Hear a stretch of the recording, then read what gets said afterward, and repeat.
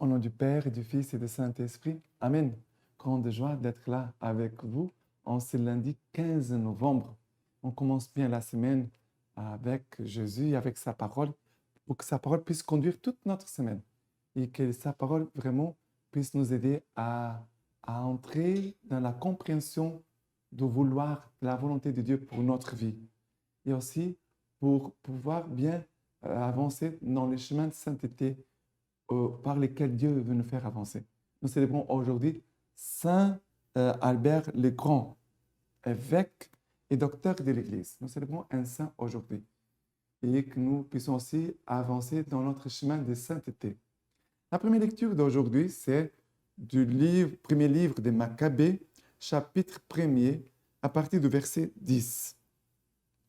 Il sortit d'eux un rejeton impie, Antiochus Épiphane, fils du roi Antiochus, qui, d'abord otage à Rome, devint roi l'an 137 de la royauté des Grecs. En ce jour-là, surgit d'Israël une génération de vauriens qui séduisirent beaucoup de personnes en disant « Allons, faisons alliance avec les nations qui nous entourent, car depuis que nous nous sommes séparés d'elles, bien de maux nous sont advenus. » Ces discours leur parurent bons. Plusieurs parmi le peuple s'empressèrent d'aller trouver le roi, qui leur donna l'autorisation d'observer les coutumes païennes. Ils construisirent donc un gymnase à Jérusalem, selon les usages des nations, se refirent des prépuces et renièrent l'alliance sainte pour s'associer aux nations et se vendirent pour faire le mal. Le roi publia ensuite dans tout son royaume l'ordre de n'avoir à former tous qu'un seul peuple et de renoncer chacun à ses coutumes. Toutes les nations se conformèrent aux prescriptions royales. Beaucoup d'Israélites firent bon accueil à son culte, sacrifiant aux idoles et profanant le sabbat. Le 15e jour de Kisleu, en l'an 145, le roi construisit l'abomination de la désolation sur l'autel des holocaustes et dans les villes de Juda circonvoisines. On éleva des autels. Aux portes des maisons et sur les places, on brûlait de l'encens. Quant au livre de la loi, ceux qu'on trouvait étaient jetés au feu après avoir été lacérés.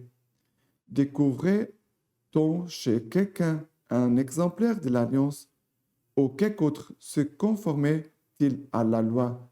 La décision du roi les mettait à mort. Cependant, plusieurs en Israël se montèrent fermes et furent assez forts pour ne pas manger de mets impurs. Ils acceptèrent de mourir plutôt que de se contaminer par la nourriture et de profaner la Sainte Alliance. Et en effet, ils moururent. Une grande colère plana sur Israël.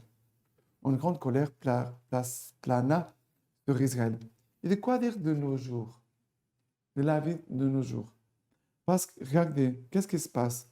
Le peuple a gardé l'alliance, gardé la loi, ils avaient des coutumes, le peuple d'Israël avait des coutumes. Et si il va dire qu'ils vont observer les coutumes païennes, ils ont changé leurs coutumes qu'ils avaient reçues de Dieu pour des coutumes païennes.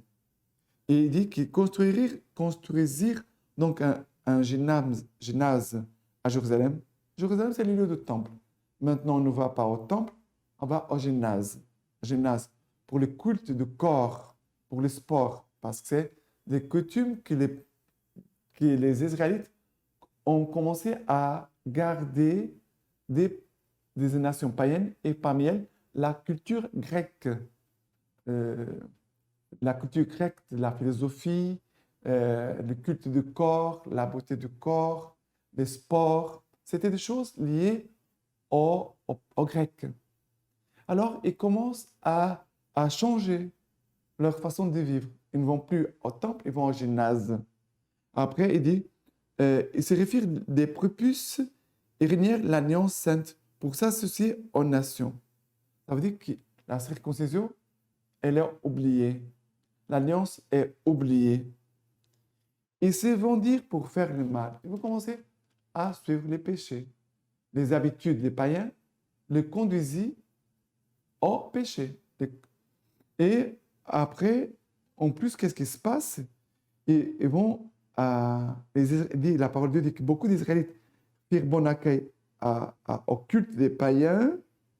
Ils ont renoncé à leurs propres coutumes et sacrifiant aux idoles et profanant les sabbats. Ça veut dire les jours saints.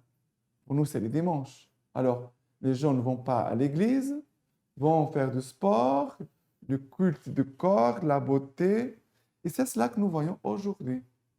On oublie les choses de Dieu et on est en train d'absorber, de garder les choses du monde, du païen. Même si faire du sport, c'est un péché, non, ce n'est pas un péché. Mais si je ne vais pas à l'église les dimanches pour aller faire du sport, c'est un péché. Se transforme. Et ici, dans le livre des Maccabées, ils vont même placer l'abomination dans le centre de l'église. Ça veut dire l'autel des holocaustes. On va mettre sur l'autel une image de l'abomination. L'abomination de la désolation. Ça veut dire, on va mettre sur l'autel, non pas la Vierge Marie, non pas Jésus-Christ, mais on va mettre une autre chose, n'importe quoi. Et parfois, malheureusement, ça peut se passer même dans nos églises. Et petit à petit, on commence à changer la foi, à changer les bonnes habitudes saintes que nous avons. On doit bien prier pour ceux qui sont devant nous, pour nos pasteurs, pour qu'ils soient vraiment des exemples de la foi, de la vraie doctrine et de mœurs selon notre foi catholique. D'accord? Mais il y a eu beaucoup qui se sont laissés aller, mais il y a d'autres qui ont refusé de faire cela, qui ont résisté. La parole de Dieu nous dit, cependant, plusieurs entre eux se montrèrent fermes et furent assez forts pour ne pas manger des mets impurs. Ils ont accepté de mourir plutôt que de se contaminer par la nourriture et de profaner la Sainte Alliance. Et en effet, ils moururent. Il y a eu beaucoup qui sont morts. Et une grande colère plana sur Israël. Une grande colère plana sur notre monde. D'accord? Voilà. Maintenant, le psaume d'aujourd'hui, c'est le psaume 119. Le psaume 119. La fureur ne prend devant les impies, qu'ils délaissent ta loi. La fureur me prend devant les impies, qu'ils délaissent ta loi. Ça veut dire, ici le psalmiste, il dit, mais je ne peux pas supporter ça, de voir que les gens se laissent conduire maintenant par des habitudes des païens, ils délaissent ta loi. Après, il va dire, les filets des impies m'environnent. Je n'oublie pas ta loi. Il dit, je garde ta loi. Je garde ta volonté, Seigneur.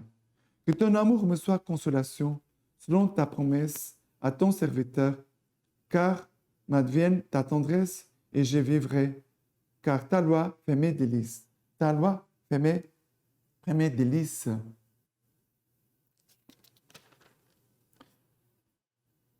Après, le numéro 134.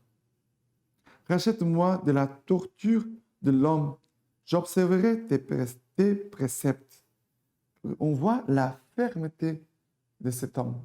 J'observerai tes préceptes. Et après, il va nous dire encore, il s'approche de l'infamie, mes persécuteurs, et s'éloigne de ta loi. Ils sont loin des impies. Il est loin des impies le salut. Ils ne recherchent pas tes volontés. J'ai vu les renégats. Ils écoutèrent. Ils n'observent pas ta promesse. Ils n'observent pas ta promesse. Et après, que vive mon âme à te louer. Tes jugements me soient ton aide. Voilà que vraiment le Seigneur vient mettre cette ferveur à aimer le Seigneur, à garder ses lois, à garder sa volonté, à garder ce que l'Église nous demande. Et ne pas nous laisser petit à petit des choses au monde, d'entrer dans la vie de l'Église, dans notre vie chrétienne. Soyons vraiment des vrais catholiques, des vrais chrétiens. D'accord? Donnons vraiment un vrai témoignage. Et maintenant, l'évangile d'aujourd'hui, c'est Luc chapitre 18, partie du verset 35. Or, il advint, comme il approchait de Jéricho, qu'un aveugle était assis au bord du chemin et mendiait. Entendant une foule marcher, il s'enquérait de ce que cela pouvait être. On lui annonça que c'était Jésus les Nazaréens qui passait. Alors il s'écria, « Jésus, fils de David, aie pitié de moi. » Ce qui marchait en tête le rabrouait pour le faire taire. Mais lui criait de plus belle, « Fils de David, aie pitié de moi. » Jésus s'arrêta et ordonna de le lui amener. Quand il fut prêt, il lui demanda, « Que veux-tu que je fasse pour toi? » « Seigneur, dit-il, que je recouvre la vue. » Jésus lui dit, « Recouvre la vue, ta foi t'a sauvé. » Et à l'instant même, il recouvra la vue. Et il les suivait en glorifiant Dieu. Et tout le peuple, voyant cela, célébra les louanges de Dieu. On voit ici cet homme qui, malgré ses limites, il était au bord du chemin, il était aveugle, il était un mendiant. Ça veut dire, son fardeau n'était pas facile. Son fardeau n'était pas facile. Aveugle, mendiant et au bord du chemin. Et en plus, il trouvait beaucoup de résistance, d'obstacles. Il voulait aller voir Jésus. Il voulait demander à Jésus une grâce, mais il avait des obstacles.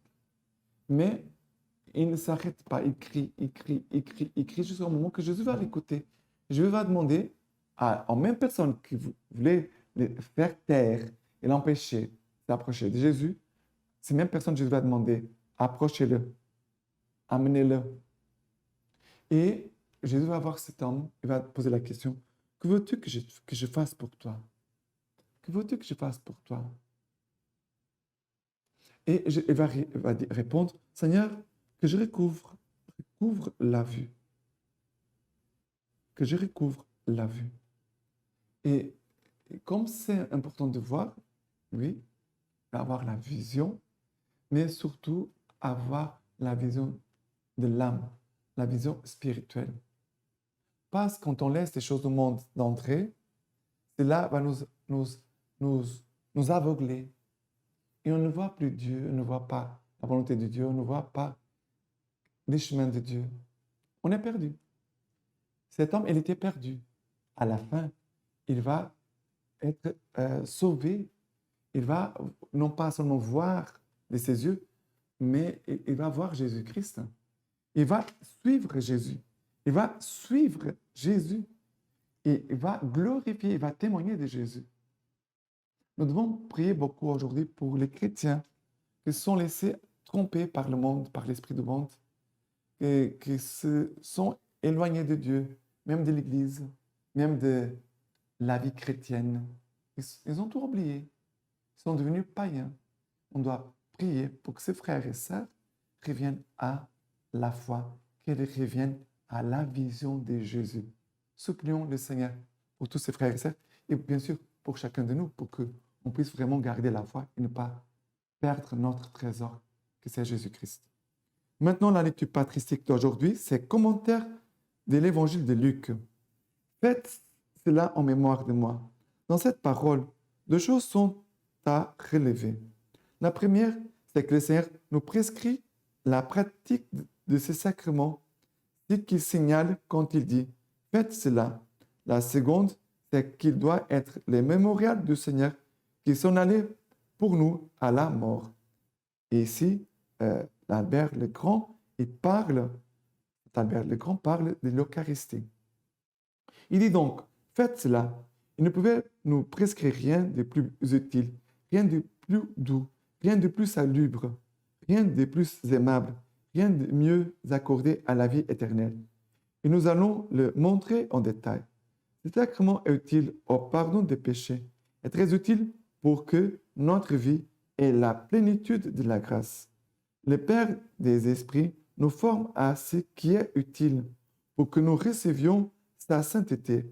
Or, sa sainteté se trouve dans le sacrifice de son Fils, c'est-à-dire lorsque le sacrement s'est offert au Père pour nous et à nous comme notre nourriture. Pour eux, je me consacre moi-même. Poussé par l'Esprit Saint, Jésus s'est offert lui-même à Dieu et purifiera notre conscience des actes qui mènent à la mort pour que nous puissions célébrer le culte de Dieu vivant.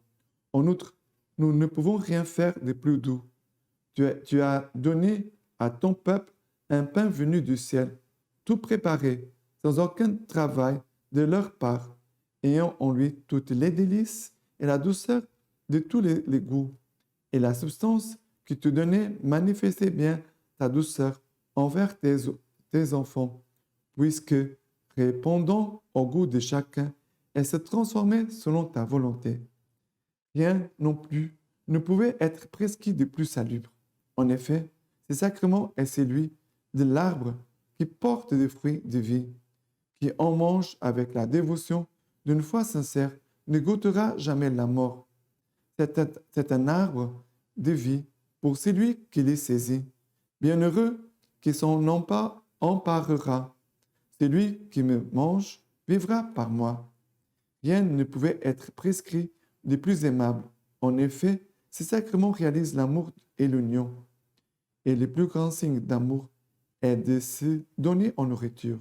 Les gens de ma tante le disent bien, qui nous donnera sa chair pour que nous soyons rassasiés. C'est comme s'il disait, je les ai tant aimés, et réciproquement, que je désirais être dans leurs entrailles. Quant à eux, ils désiraient être incorporés à moi pour devenir mes membres. Ils ne pouvaient être unis à moi et moi à eux d'une manière plus intime et plus physique. Enfin, rien ne pouvait être prescrit qui soit mieux accordé à la vie éternelle, car la permanence de la vie éternelle vient de ce que, dans sa douceur, Dieu se répand lui-même dans les bienheureux.